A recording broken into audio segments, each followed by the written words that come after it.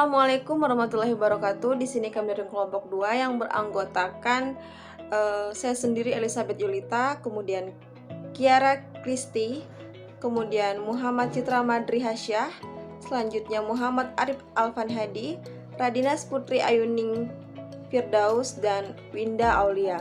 Di sini kami akan mempresentasikan materi tentang menafsirkan. Nah, di sini saya perwakilan dari kelompok 2 akan menjelaskan tentang contoh konkret bagaimana peserta didik menafsirkan pembelajaran sebagai bukti peserta didik telah memahami. Nah, ada beberapa pandangan bagaimana untuk memperoleh bukti terhadap pemahaman peserta didik.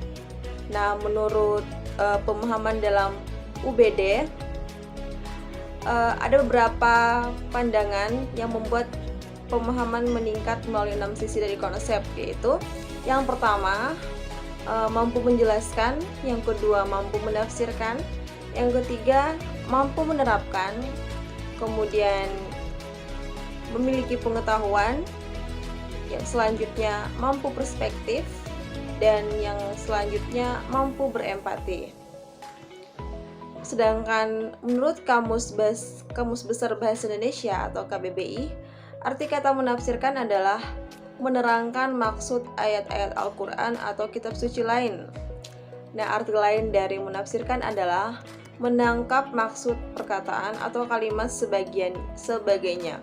Tidak menurut apa adanya, melainkan diterapkan juga apa yang tersirat atau dengan mengutarakan pendapatnya sendiri.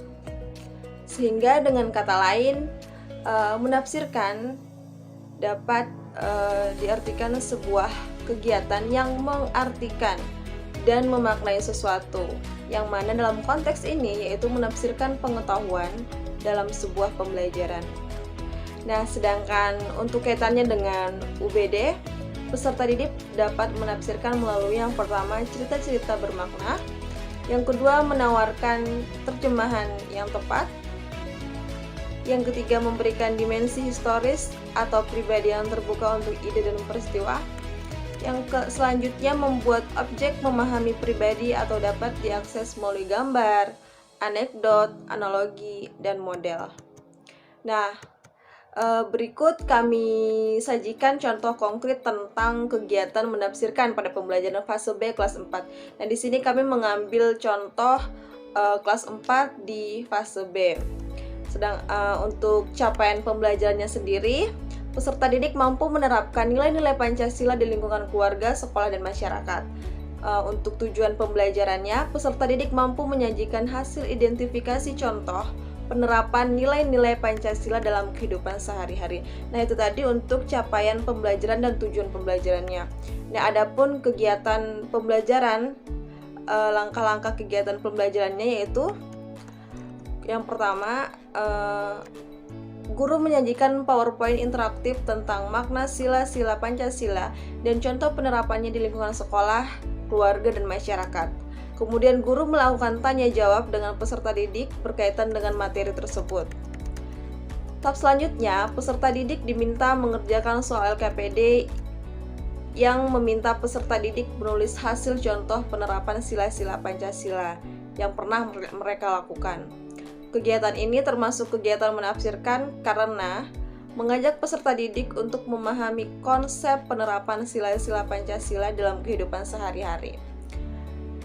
Nah, berdasarkan kata kerja operasional atau KKO, edisi revisi dari teori Bloom, kata menafsirkan ini termasuk dalam C2, yaitu memahami. Kegiatan menafsirkan juga dapat diartikan sebagai kemampuan siswa untuk menerjemahkan suatu prosedur dan mengartikan serta menginterpretasikan sebuah tabel, grafik, atau bagan. Nah, oleh karena itu menafsirkan cakupannya ialah pada kemampuan peserta didik untuk memahami konsep yang diajarkan oleh guru sebelum peserta didik tersebut menerapkan secara langsung dengan menunjukkan kegiatan yang sesuai dengan konsep yang dipelajarinya. Nah, untuk pengisian dari soal KPD-nya yaitu siswa mengisi kolom kosong pada lembar kerja tersebut, di mana siswa mencantumkan penerapan sila-sila Pancasila yang pernah mereka lakukan di lingkungan keluarga, sekolah, dan masyarakat. Misalkan untuk sila yang pertama, ketuhanan yang Maha Esa. Nah, penerapan sila tersebut yang pernah mereka lakukan di lingkungan sekolah itu seperti apa, di lingkungan keluarga seperti apa, di lingkungan masyarakat seperti apa. Begitupun untuk sila kedua, ketiga, keempat, kelima. Nah, demikian presentasi dari kelompok kami, kelompok 2. Semoga dapat dipahami. Akhir kata saya ucapkan wassalamualaikum warahmatullahi wabarakatuh.